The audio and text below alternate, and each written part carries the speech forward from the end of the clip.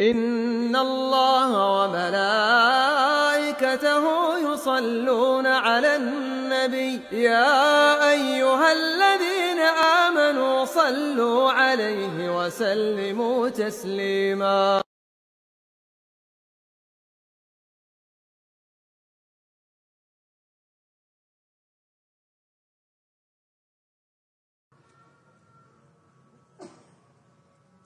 Qala Syekhul Islam rahimahullah berkata,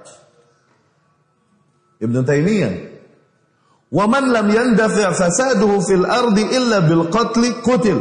Dan barang siapa yang kerusakannya di muka bumi tidak dapat dihapus, tidak dapat dihentikan kecuali dengan diperangi, maka perangi. Maka perangi langsung.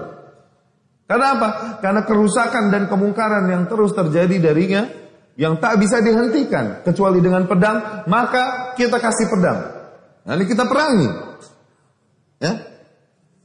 Mislu al-mufarriq li jamaah, seperti contohnya para pemberontak yang memisahkan diri dari jamaah kaum muslimin, wadda'i ilal bid'ah fid din, juga begitu juga para penyeru kepada bid'ah di dalam agama. Ketika didirikan atasnya hujjah, disampaikan qala Allah, qala Rasul, tidak sesuai apa yang kau sampaikan dengan sunnah Rasul sallallahu alaihi wasallam dan lain-lain, namun dia tetap berkeras melakukan kebid'ahannya, pemerintah yang ada memenggalnya itu. Sebagaimana dulu para pemerintah yang ada memenggal para pemalsu hadis Rasul sallallahu alaihi wasallam di zaman Harun ar-Rasyid dan lain-lain. Para pemalsu hadis itu dipenggal, begitupun para penyeru kepada bid'ah yang sesat. Dipenggalnya Al-Hallaj, tahu Al-Hallaj yang menyeru kepada wahdatul wujud. Ini bid'ah di akidah yang tidak diajarkan Rasul, tidak juga oleh para sahabat. Dipenggal, karena apa? Dinasihatin nggak bisa ngelawan penggal, susah benar. Dia dan para pengikutnya lumayan mengurangi kepadatan penduduk. Biar Jakarta nggak macet, benar loh. Penggal.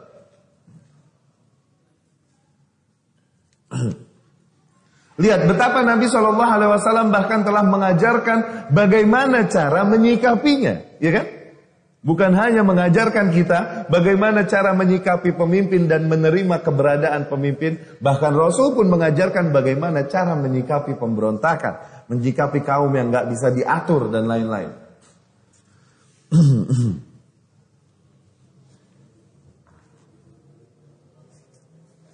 Dan di dalam Ad-Durar As-Sunniyah dikatakan, Al-a'immatu mujmi'una min kulli madhhab ala anna man taghallaba ala baladin aw buldanin lahu hukmul imami fi jami'il asya'.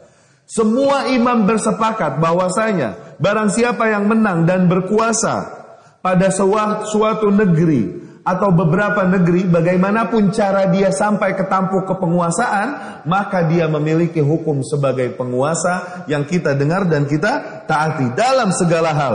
Walaula hadza mastaqamatid dunya, kalau nggak begitu nanti nggak bakalan bisa tertib. Kondisi yang ada nggak beres-beres. Ya kan? Li'anna an-nasa min zamanin tawilin, dikarenakan manusia sejak zaman dahulu, ya kan, qoblal Imam Ahmad, bahkan sebelum Imam Ahmad, ila yaumina hadza, sampai masa kita sekarang ini, ma ijtama'u ala imam, kita tidak pernah bisa bersatu di atas sebuah penguasa yang ada. Yani negeri-negeri Islam masing-masing memiliki penguasa yang ada kan? Nggak bisa kita bersatu di atas sebuah penguasa yang ada setelah semakin jauh dari zaman Khulafaur Rasyidin, setelah jatuh Umayyah, dinasti Umayyah, kemudian Abbasiyah, masing-masing negeri memiliki pemimpin sendiri, iya kan? Nah, sekarang barang siapa yang sampai kepada tampuk kepemimpinan atas sebuah negeri atau beberapa negeri, dengan cara apapun dia sampai, maka kita jadikan dia sebagai imam dan kita berikan dia hak-hak sebagai imam. Kita kepenuhi kewajiban kita kepadanya sebagai makmum, sebagai rakyat. Ya? Kalau nggak begitu nanti nggak tertib dunia, susah. Ya.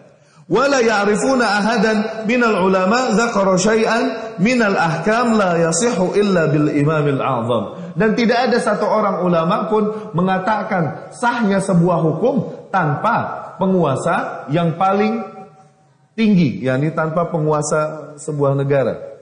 Ya seperti didirikannya hukum-hukum Allah Subhanahu wa taala. Had dari rajam atau cambuk atau had potong tangan. Had demikian nggak bisa didirikan kecuali dengan penguasa, nggak boleh masing-masing orang melakukan hal itu.